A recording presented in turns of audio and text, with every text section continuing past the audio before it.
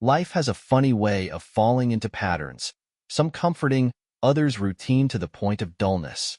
Most mornings, I found myself awake before dawn, relishing the rare tranquility before the house came to life.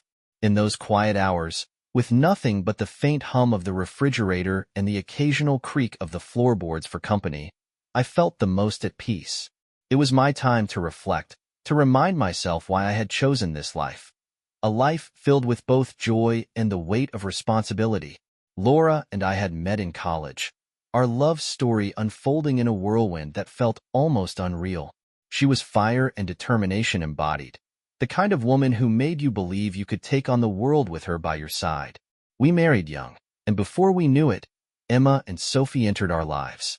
Our daughters became our everything, brilliant, full of life, and, at times, exasperating in that uniquely teenage way.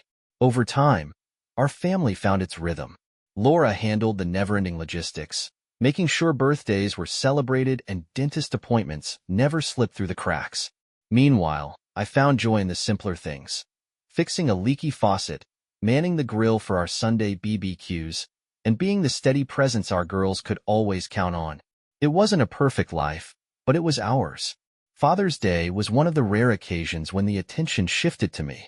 Laura and the girls always made sure I felt special, even if the celebrations were simple: a homemade breakfast, a heartfelt card, and a few uninterrupted hours together. It was all I ever wanted. I never cared for extravagant gestures. The love we shared was more than enough. Yet, looking back, I can see the signs I ignored. Laura was working later, smiling less, and even when she was home, she seemed miles away. At the time, I chalked it up to the exhaustion of everyday life, brushing off the unease that should have made me pay closer attention. Last year's Father's Day started much like any other. I was up early, moving around the house quietly so as not to wake Laura and the girls, who, without fail, would sleep in. Mother's Day was when I put in the effort, making a hearty breakfast, setting up a midday spread of wine, cheese, and fruit, and ending the day with a perfectly cooked steak and a glass of rich Cabernet. When the girls were younger, they'd excitedly help in the kitchen. As teenagers, though, they left most of the work to me. Father's Day, on the other hand, was Laura's turn. She took over breakfast duties, something I appreciated, even though I usually skipped the meal to save my appetite for later. That year, I waited for her to wake up, knowing she'd start cooking as soon as she did. She kissed me, wished me a happy Father's Day, and got right to it. Later, we had lunch at a quirky Doctor Who-themed cafe, a fun and unexpected twist to the day. Laura was meticulous about the calendar, keeping track of everything from school events to holidays. She rarely missed a date, unless I forgot something, in which case she was quick to remind me. The following year, while going over the schedule, she pointed out that my birthday and Father's Day would land on the same day. I laughed it off, joking that I hoped I wouldn't get shortchanged on gifts.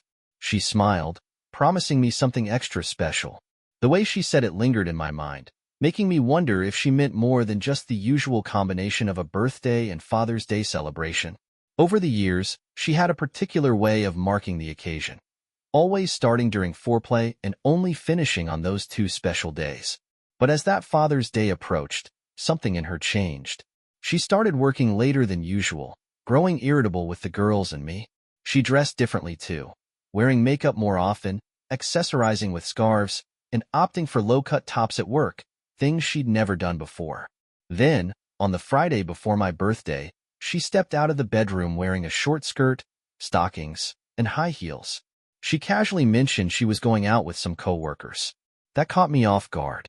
Fridays were usually our nights together, so I asked if I had forgotten any plans. She brushed it off, saying it was a last-minute thing. Something about the way she said it didn't sit right with me. As she hurried out the door, looking far more dressed up than usual, I felt an unease I couldn't quite shake.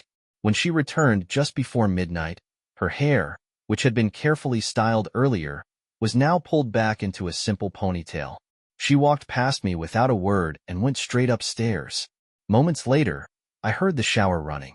A thought crept into my mind.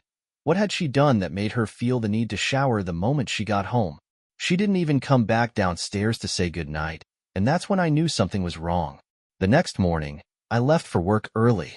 There was no kiss goodbye, a first in our marriage. I tried to brush it off, focusing on the day ahead, but the unease clung to me. At the store, Hannah, the morning barista, was already waiting near the entrance. She was a striking redhead with piercing blue eyes, and while I was happily married, I couldn't help but notice her. "Hey, Mark," she greeted with a warm smile. "Good morning, Hannah," I replied. She must have noticed something was off because she tilted her head slightly and asked, "You okay?" I sighed, running a hand through my hair. "Just a lot on my mind." She nodded in understanding and offered me a coffee, which I gratefully accepted. As she prepared for the morning rush, I checked in with my team, making sure to stop by each department. My managers were more than capable, but I liked fostering relationships with the staff. My last stop was the coffee shop. Hannah had my usual black coffee waiting. "Here you go, boss," she said with a grin, handing me the cup. "Thanks, Hannah," I replied, dropping a $2 tip into the jar. She waved it off. "You don't have to do that." I smirked. "Can't risk a complaint," I joked, knowing all too well how even the smallest issues could escalate to corporate. She laughed, brushing off my joke, and I returned to work, trying to focus. But the unease lingered, gnawing at the edges of my mind. The day felt long, mostly uneventful, though one incident stuck with me. An elderly woman got caught stealing cat and bird food. Maybe it was just another random event, but it felt strangely significant. People act out when they feel desperate. When I got home, the house was buzzing with activity. Laura and the girls were getting ready for a concert, something they had planned weeks ago, though I had completely forgotten. Emma gave me a quick kiss goodbye, but Laura didn't even look at me before walking out. That lingering sense of unease only deepened. Later that evening, I tried to shake my suspicions but couldn't. I checked her email, nothing. Her phone was locked, preventing me from seeing her messages or call logs. I even peeked into the laundry hamper, but she had already done the wash. No answers, no clarity, just the same nagging feeling. I put on a movie, hoping for a distraction, but my mind wouldn't settle.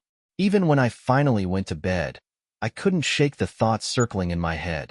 The next morning, my birthday and Father's Day, I followed my usual routine: coffee, toast, and a few quiet moments outside.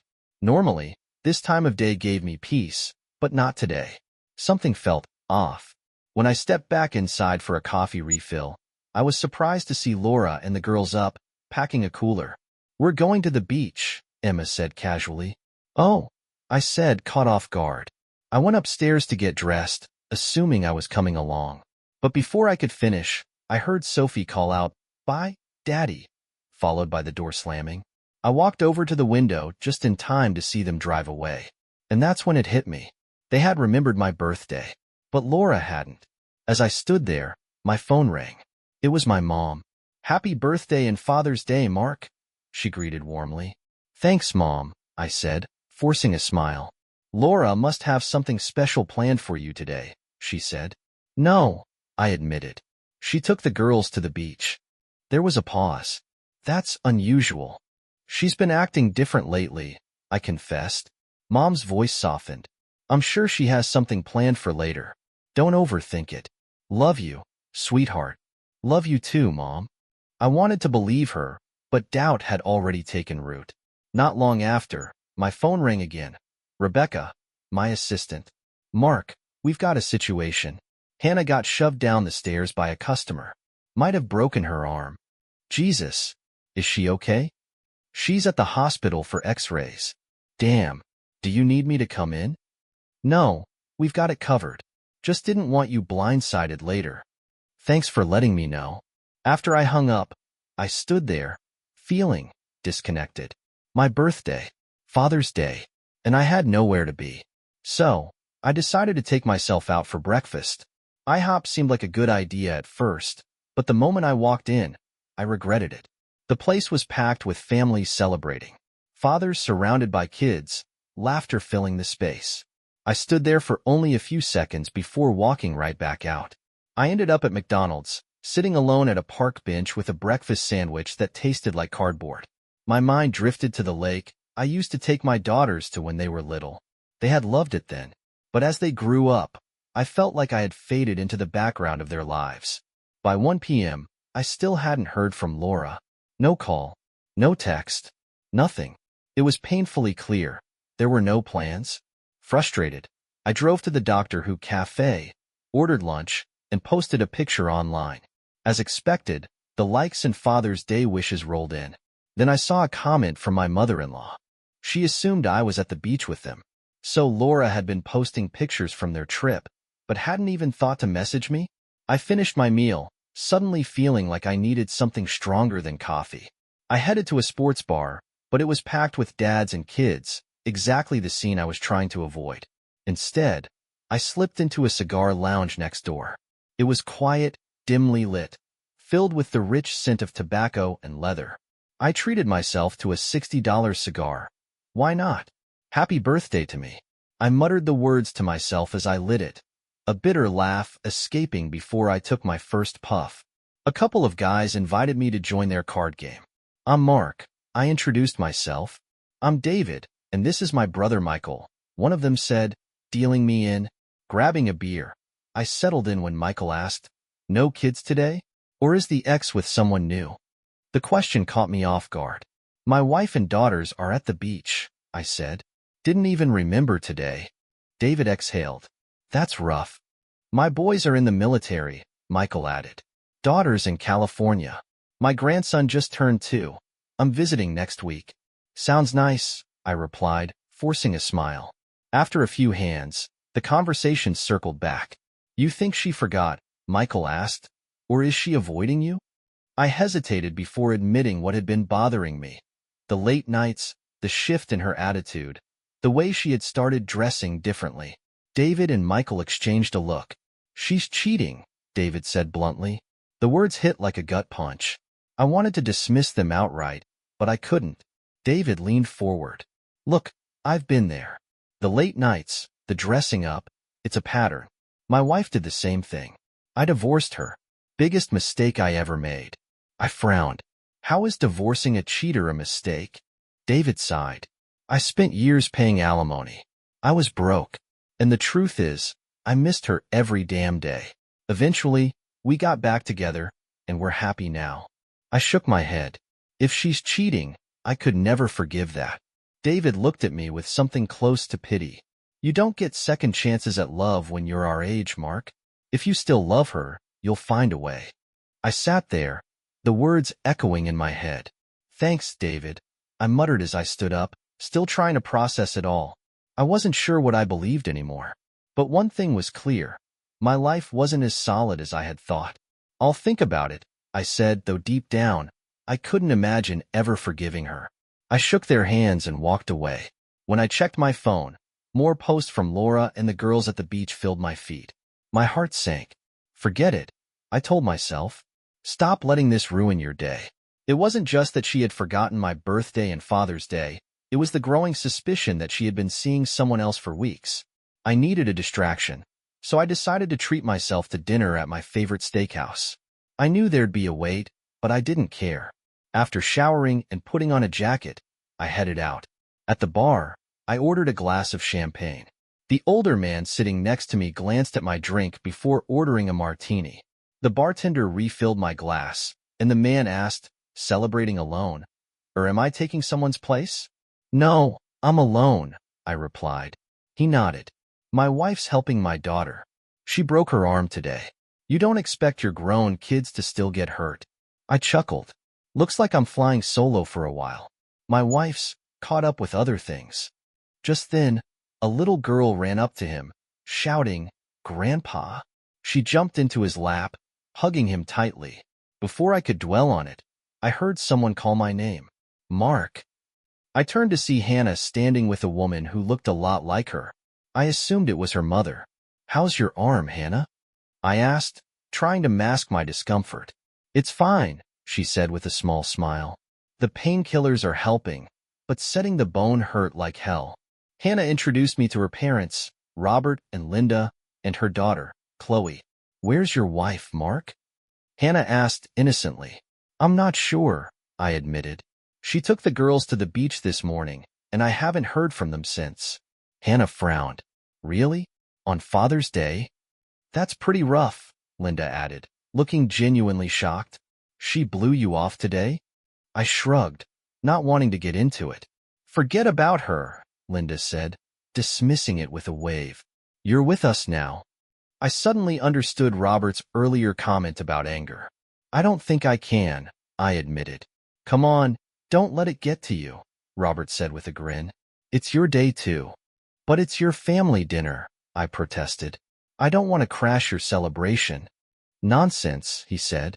This is a day for dads. Grandpa, Chloe called, tugging at Robert's sleeve. I know, pumpkin, he said, chuckling. I'll be in trouble later. Daddy, Chloe said, looking up at him. Robert winked at me as their buzzer went off. Pay up, Mark, and meet us at the table. I slipped a $20 bill onto the counter and followed them. Sorry if my parents are a bit much, Hannah said as we sat down. No worries, I replied. It's better than being alone. During dinner, we shared stories about our kids. Chloe giggled at funny anecdotes from Hannah's childhood, and for the first time that day, I felt a little lighter. Then my phone buzzed. It was Laura. I let it ring, flipping my phone face down on the table. Your wife? Linda asked, noticing. Yeah, I said quietly. It's more than you think, isn't it? Hannah asked gently. I think so, I admitted, my voice barely above a whisper. But I don't have proof. Linda exchanged a look with Robert. Everyone makes mistakes, she said. Maybe you can forgive her. Hannah shot her a sharp look, but I didn't respond. I signaled the waiter for the check and paid for the meal.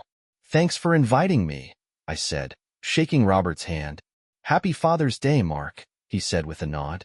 When I got home, the girls ran up to me, guilt all over their faces. Dad, I'm so sorry, Emma said. We didn't know today was your birthday. Sophie's eyes welled up. You must hate us. No, sweetheart, I said, hugging them both. I love you. Mom suggested the beach, and we didn't think. Emma trailed off, looking ashamed. It's fine, I said, keeping my voice even. Don't worry about it. I didn't mention the anger I felt toward Laura. That was something I'd deal with later. Let's go inside. After changing into something comfortable, I came downstairs to find Laura sitting alone, crying. I'm sorry, she whispered. I didn't respond. Instead, I walked past her, grabbed a beer, and stepped out onto the deck, trying to focus on anything other than her tears. A few moments later, I heard the sliding door open. Mark I. What's his name? I interrupted, not looking at her. Silence. Mark, please. What's his name? I repeated, my voice sharper this time. Her silence told me everything. My anger surged. That was it. I knew I was going to need a divorce lawyer. Nearly 2 decades of marriage, gone. I had been such a fool. As my mind raced, questions flooded in. How long had this been going on? Was he the first? Did I know him? Betrayal has a way of making everything spiral. I made up my mind. I'd request a paternity test for the girls during the divorce. Not because I doubted them, but because I needed closure. I needed to force Laura to face the consequences of her choices. The rest of the night was spent researching divorce laws, scrolling through legal websites, absorbing everything I could. By the time I drifted to sleep, it was on the couch. That's how I spent my birthday. When I woke early the next morning, Laura was still in bed, curled around her pillow, looking peaceful.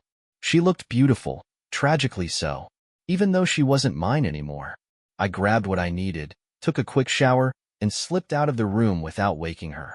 As I walked down the hallway, I found Emma waiting for me, her face tight with worry.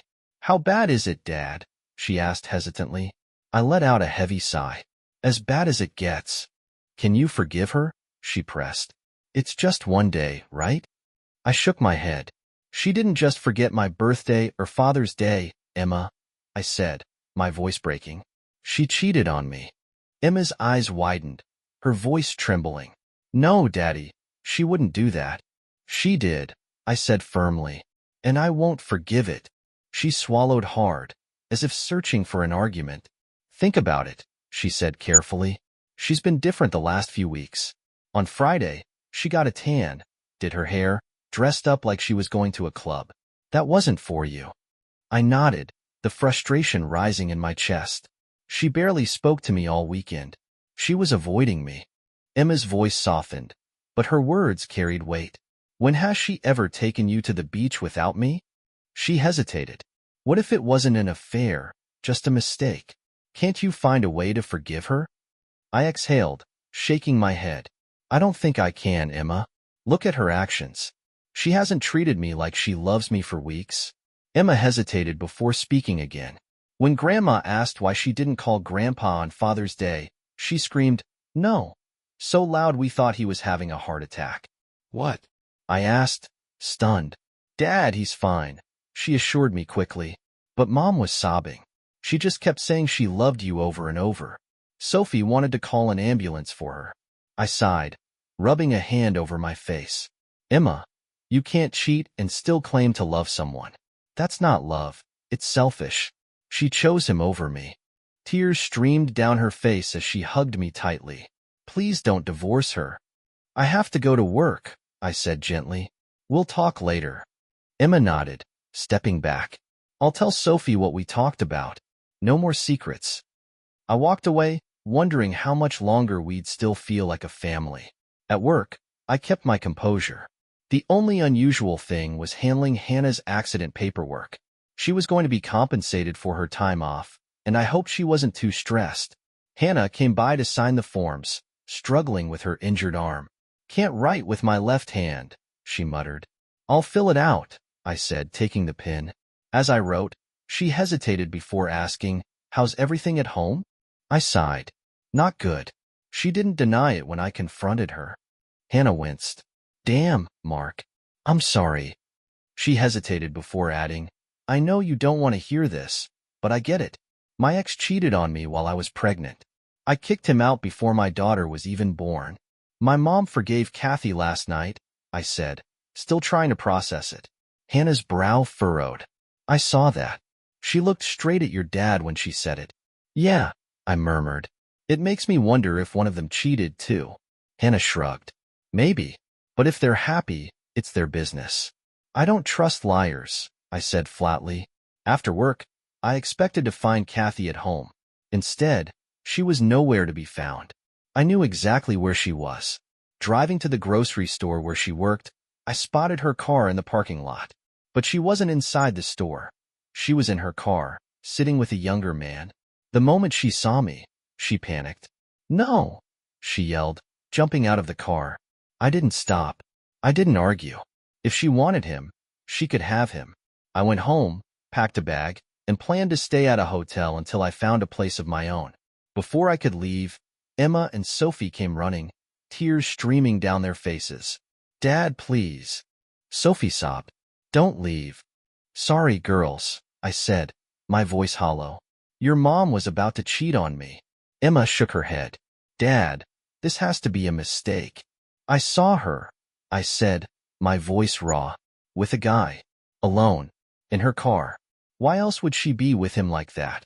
Please, Daddy, Sophie whispered. Don't break up our family. I hugged them both tightly. Your mom did this, not me. But I love you both.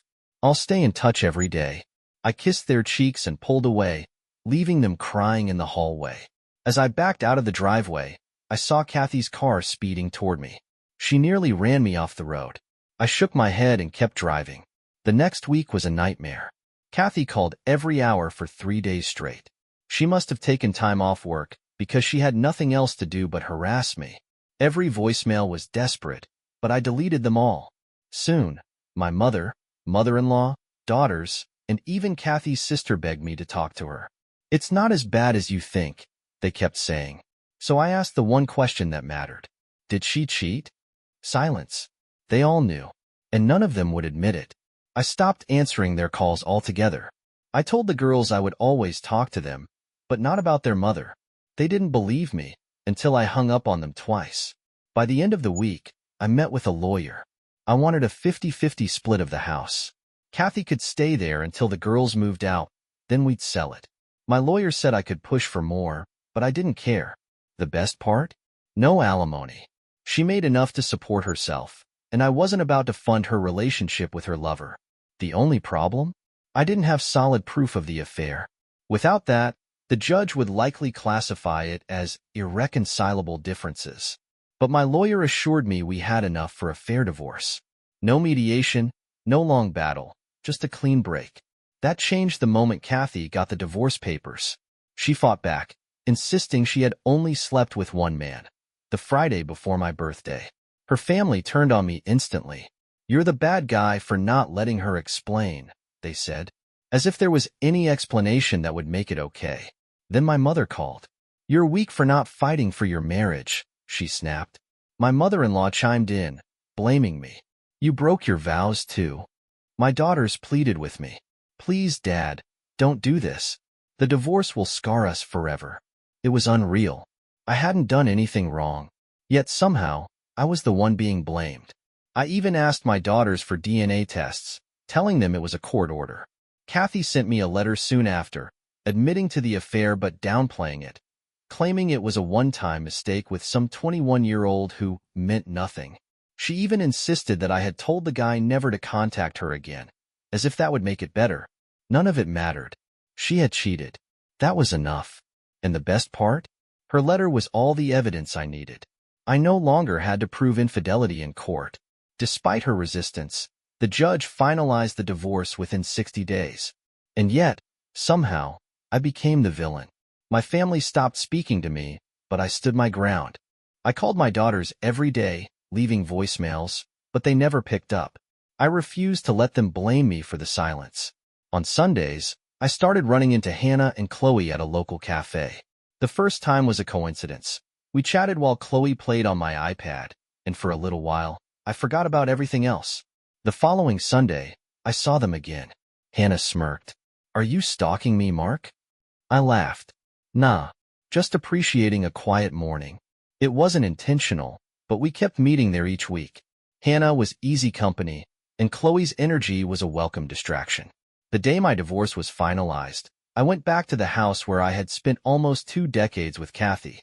She answered the door, her face blotchy from crying. Without a word, she stepped aside, letting me in. "Are the girls home?" I asked. "They're at the school play," she murmured, her voice unsteady. She swallowed hard. "I know why you're here." "Do you?" I shot back, smirking bitterly. "You waited until it was too late to stop this, didn't you?" Her lip trembled.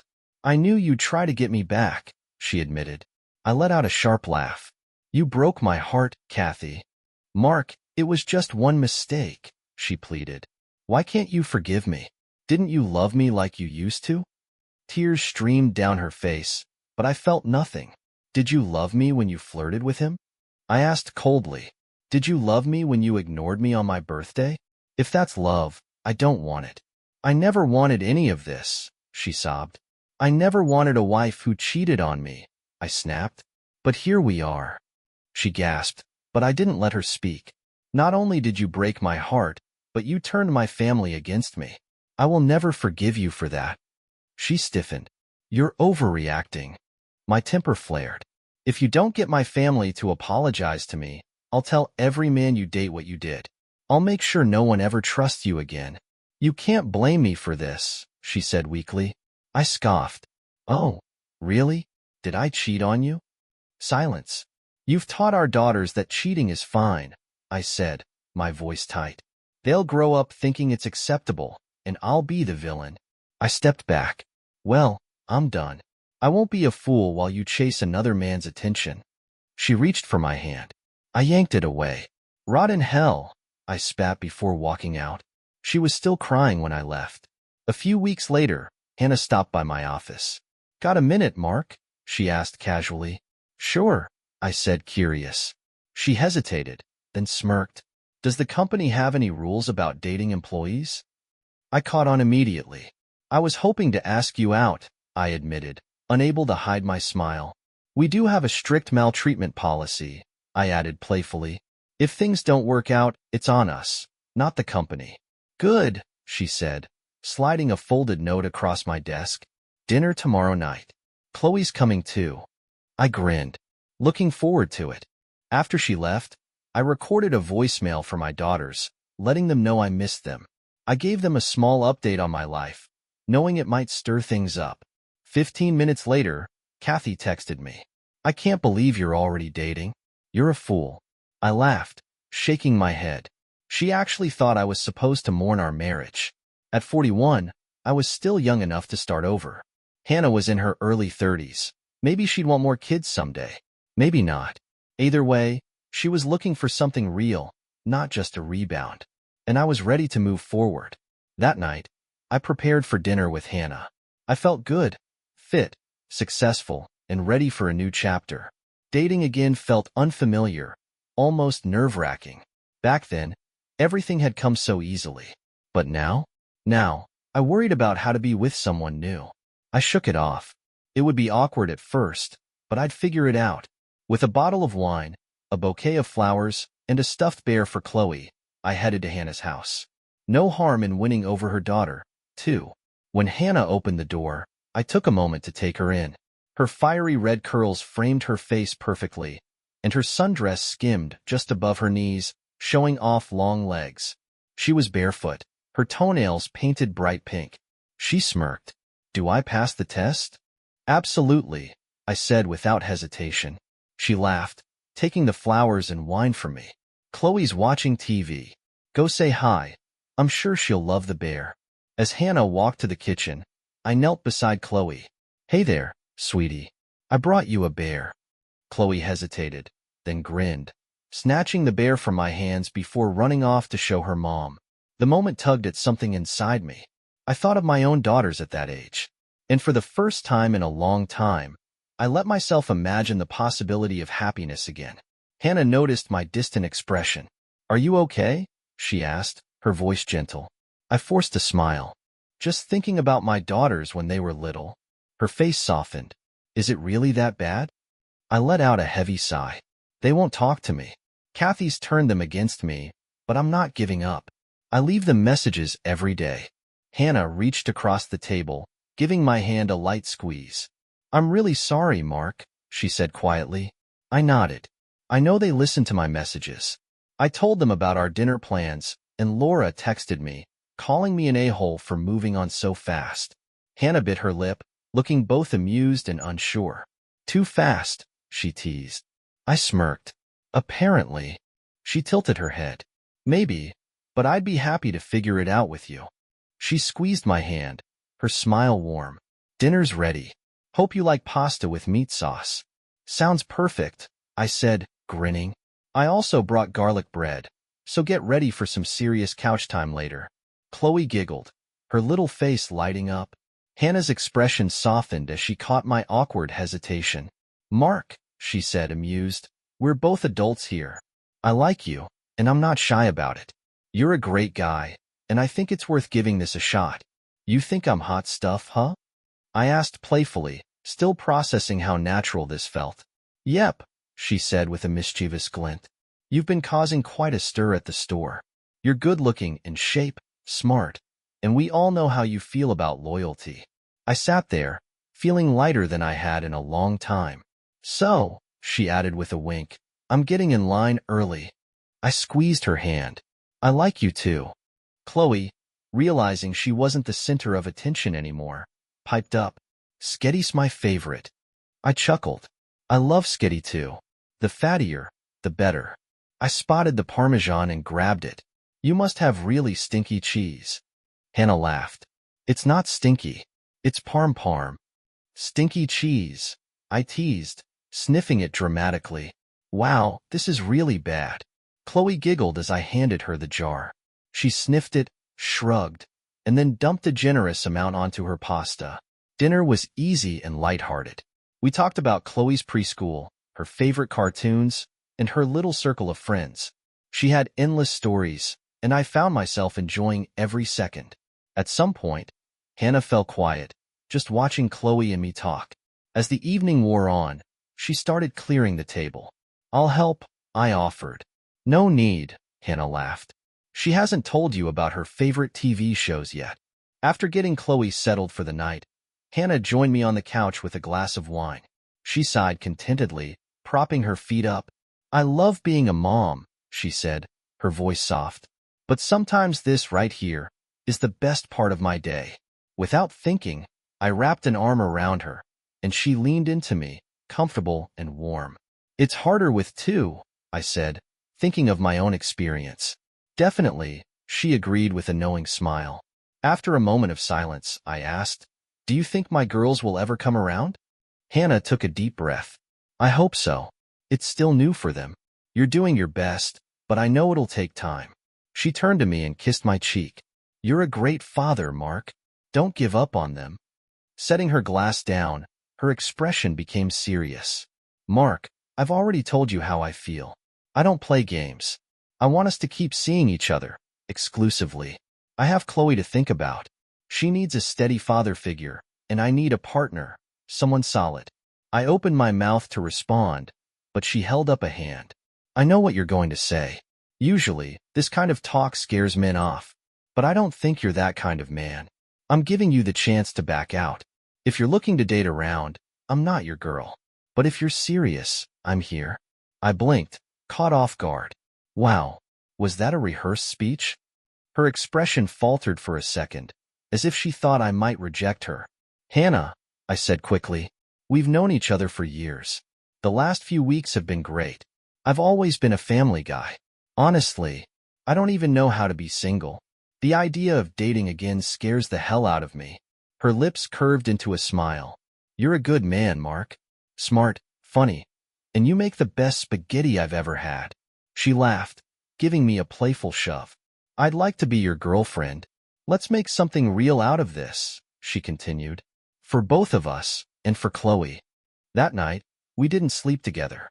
As tempting as it was, I wanted to take things slow. Hannah had laid her feelings on the line, and I respected that. A few days later, an unexpected opportunity landed in my lap. A guy applied for a managerial position at the store.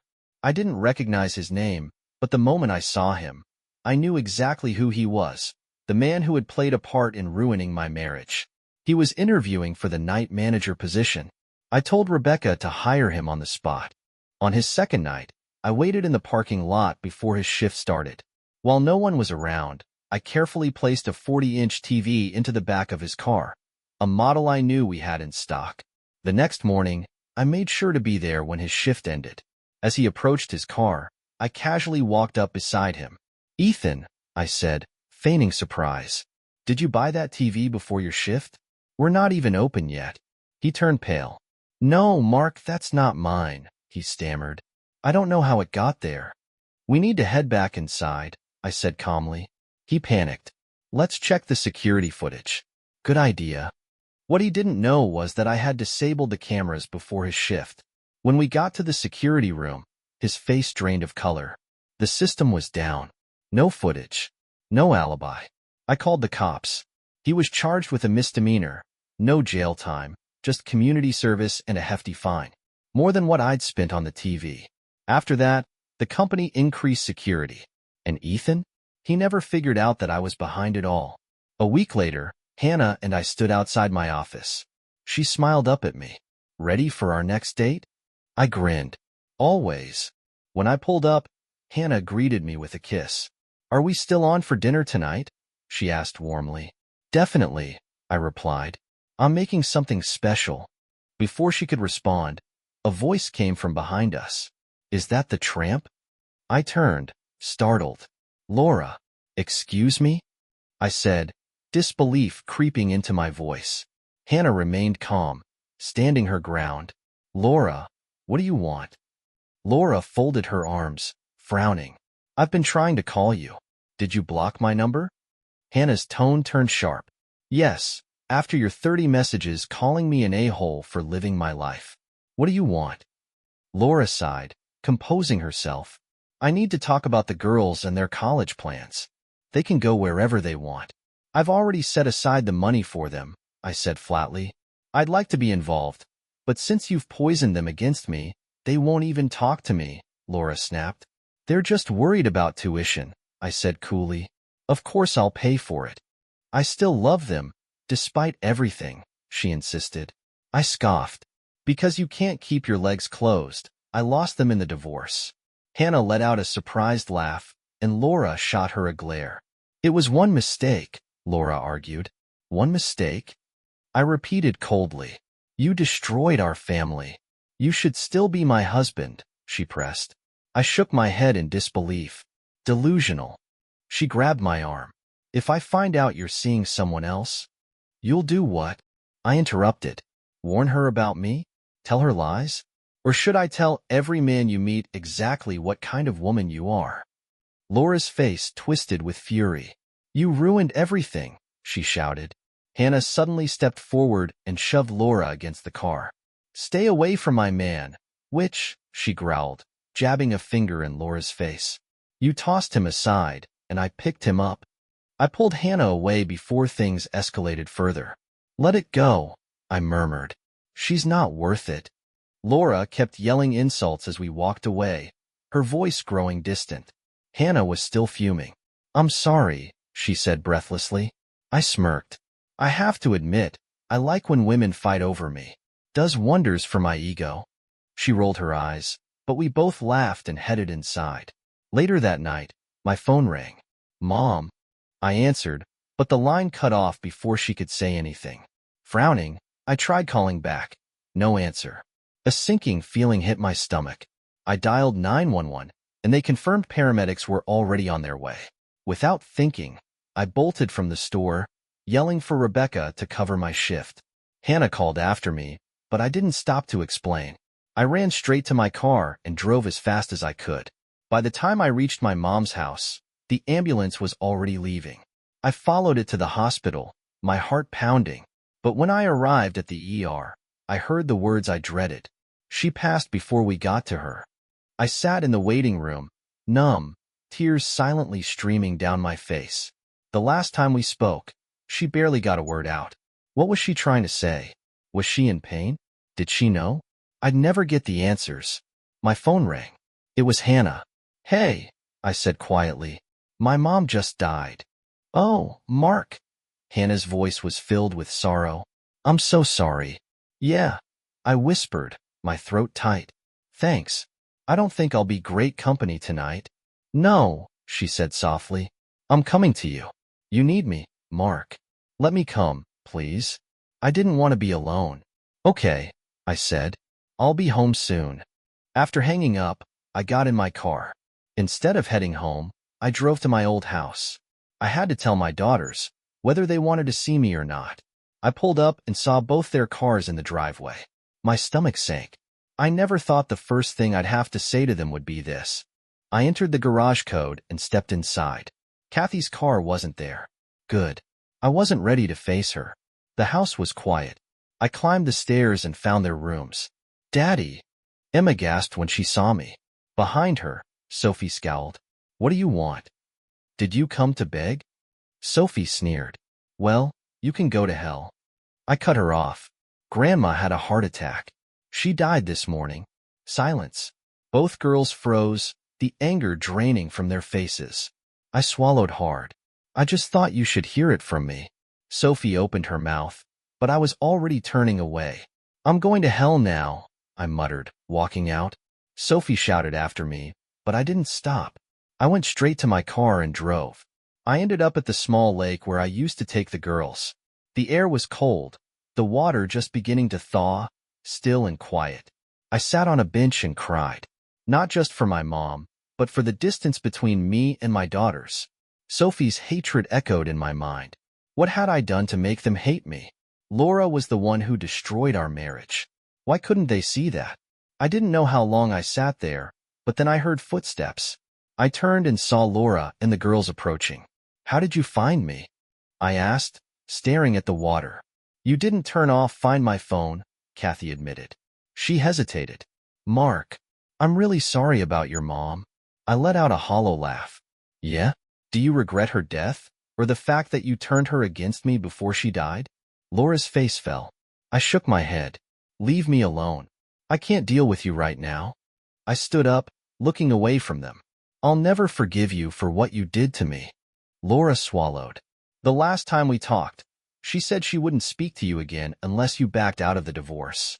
I closed my eyes, the pain crashing over me like a wave. She didn't even say she loved me before she hung up. Kathy's voice trembled. I'm so sorry, Mark, for everything. But sorry wouldn't bring my mother back. And it sure as hell wouldn't fix this. I heard Laura walk away, but before I could collect my thoughts, Sophie spoke. Dad, we're sorry too. Please forgive us for being witches. I turned, surprised, and suddenly both girls rushed into my arms, hugging me tightly. We cried together, long, silent, grieving, and reconciling all at once. It's not my fault, girls, I said, my voice thick with emotion. Why can't you see that your mom is the reason we're not together? Emma sniffled. We're sorry, Dad. We just thought, maybe you could forgive her. She still loves you. It's so obvious. I sighed, shaking my head. Not enough to stay faithful. I held them tighter, my heart aching. I'm sorry, girls. I really am. As we embraced again, I noticed Kathy sitting in her car, watching us from a distance. Girls, I need you, I said, my voice heavy with all the time we'd lost. You'll be leaving for college soon, and I'm going to miss you so much. We've wasted enough time already. Sophie wiped her eyes. We get it, Daddy.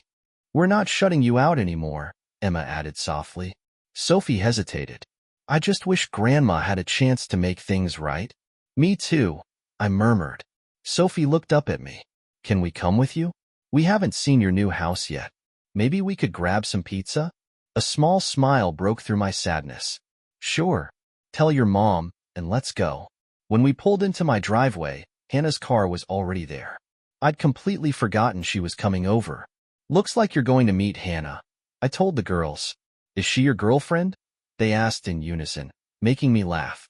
I mean, we've only just started dating, I admitted.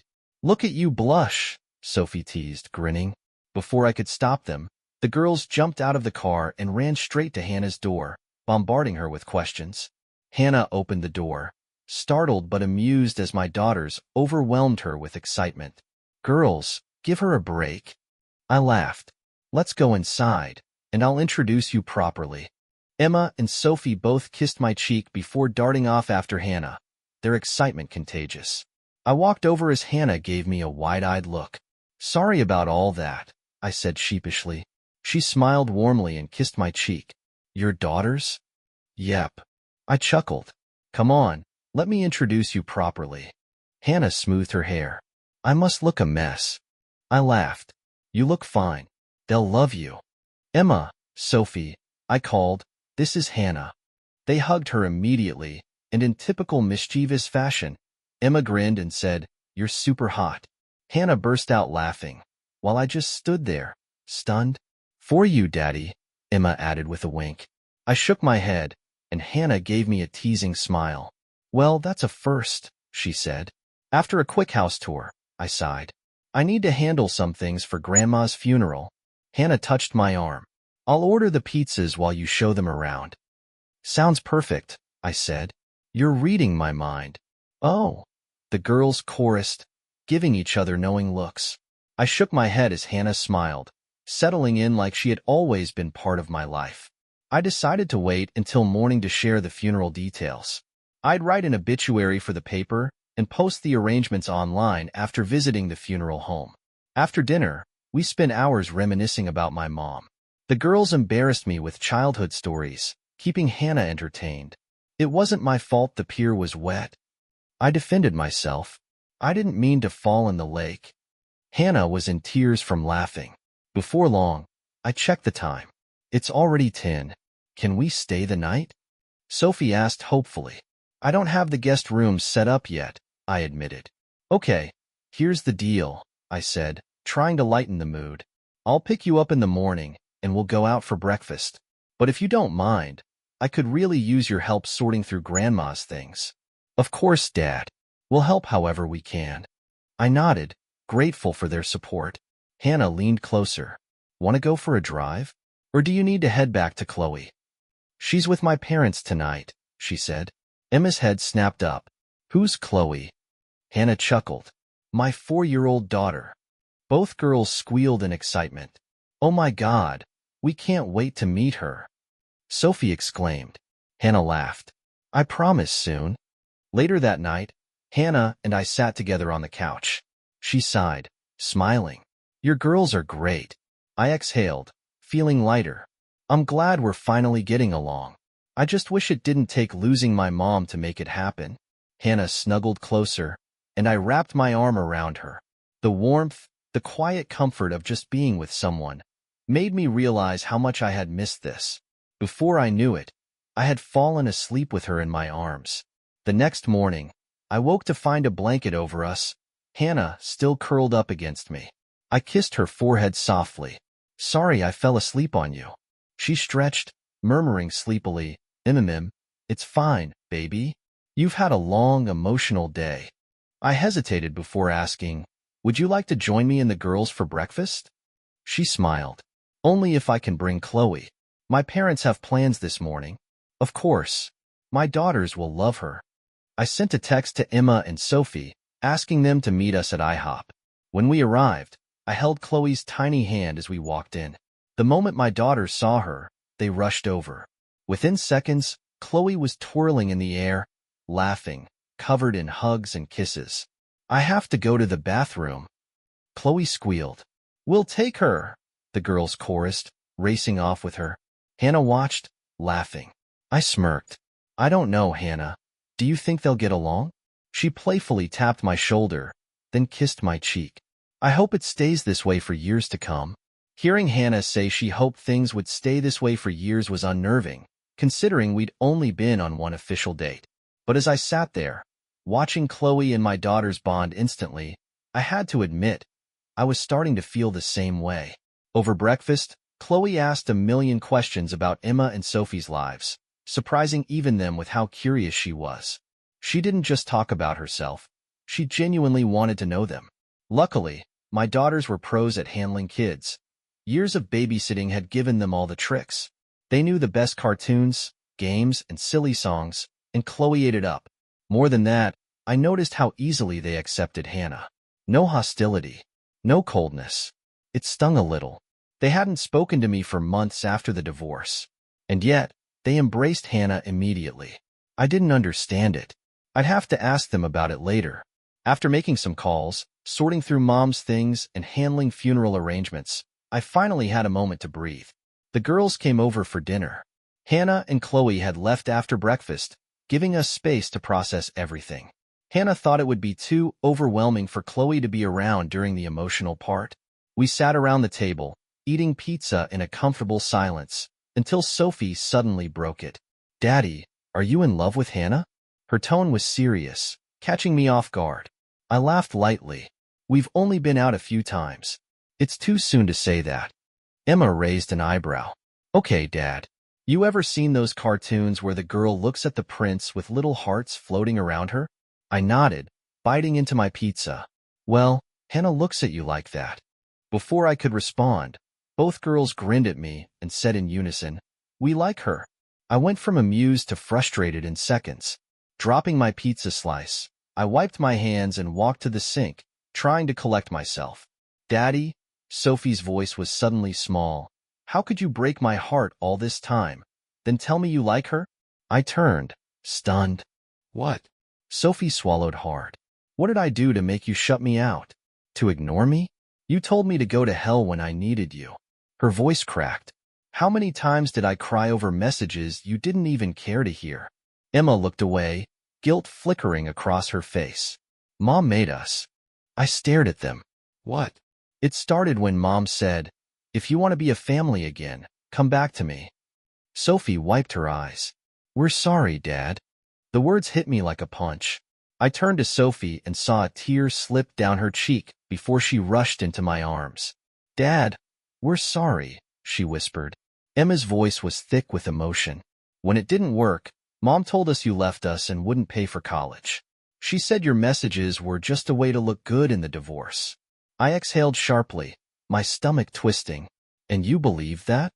Emma's voice was small. "How could we not?" I met their eyes. "What about me? Would you let your boyfriend cheat on you?" They didn't answer. "Where do we draw the line?" I pressed. They broke down, sobbing as they collapsed into me. We held each other tightly, and I felt a mix of anger, sorrow, and relief all at once. "I missed you so much," I whispered. After a long silence, I cleared my throat. "Time to go home. You have school tomorrow." Don't forget to tell your mom about the wake and funeral. We hugged one last time before they left. Watching them drive away, I looked up at the sky. You didn't have to go, Mom, I whispered. But thanks for bringing them back to me. I'll miss you. The wake was hard. I'd never been comfortable around bodies, but Mom looked peaceful. A part of me was relieved. She'd be with Dad again. Mom had planned everything, even picking out her own casket. I was standing at the front when Kathy and the girls arrived. They hugged me tightly, tears in their eyes. Laura stayed back, giving me space. After the prayer, Laura stepped forward and placed a photo in the casket. A picture of Mom, Kathy, and our daughters when they were babies. I lost it for the first time that day. During the prayer service, I noticed Kathy standing alone at the back, wiping her eyes. The immediate family was supposed to sit in the front row. Sophie and Emma sat to my right, Hannah to my left. But something felt off. Mom would have wanted Kathy there too. I stood up and walked to the back. The room fell silent as I held out my hand. Come here. You don't need to stay back there. Kathy sobbed and hugged me. Thank you, she whispered. We walked to the front, and Uncle Patrick gave up his seat for her. Hannah leaned over, kissed my cheek, and whispered, You're a good man, Mark. It felt strange, holding Hannah's hand with Kathy so close. But it also felt right. After the service, I stood at the door, saying goodbye to the last guests. Kathy approached as Hannah stood beside me. I wondered if there'd be tension. Instead, Kathy sighed. Mark, thank you for letting me be a part of today. I nodded. She loved you like a daughter. It was the right thing to do. I hesitated, then said, There's room in the limo tomorrow. You should ride with us. Kathy's eyes filled with tears. Thank you. Hannah's hand tightened on my waist, but she said nothing. Kathy wiped her eyes, then turned to Hannah. I'm glad you're here for him. You may not know this, but he was a mama's boy. It's going to be really hard on him without her. Hannah nodded. I know. Kathy smiled briefly, then left the room. Hannah turned to me. Let's get you home. Back at my house, Hannah sat at the table, a cold beer in her hand. I let out a deep breath. Things with Kathy went better than expected. I was worried she'd start something with you. Hannah smiled. The girls helped with that. We just need to get through tomorrow. I nodded. Maybe I'm paranoid, but I still feel uneasy about Kathy. Hannah took my hand. Will you stay the night with me? I asked. She smiled and whispered, You couldn't kick me out if you tried. We didn't make love that night, but falling asleep in her arms was the best sleep I'd had since the divorce. The next morning, as we waited for the final prayer to begin, Kathy whispered, I'm not going to cause trouble. I forced a smile. I know. She scoffed. How do you think I feel? I'm an outcast here. I sighed. You'll always be family. Kathy teared up. I didn't know when I had forgiven her, but at some point, I did. Life moved on. The girls went to college. We Skyped every week. Hannah and I were still together. I was close to proposing. Kathy was dating a good guy. Some might say I should have forgiven her sooner, but I couldn't. Maybe I was the bad guy, but I could live with that.